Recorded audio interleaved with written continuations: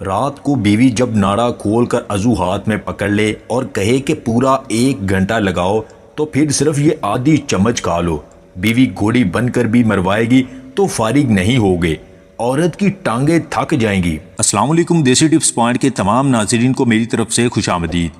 جس دن بیوی کہے کہ آج پوری رات واریاں لگاؤ تو اس تیل کے 2 قطرے لگا لو، سورج نکلنے تک عضو کھڑا رہے گا۔ صرف شادی شدہ مرد حضرات یہ استعمال کریں ورنہ ہاتھ میں پکڑ کر کمرے میں گھومنا پڑے گا۔ 10 گرام سرسوں کا تیل، 10 گرام زیتون کا تیل فرائی پین میں ڈال کر 10 گرام موٹی الائچی اس کے اندر ڈال دیں اور 2 ٹکڑے دارچینی کے ڈال کر اس کو 10 منٹ تک پکائیں۔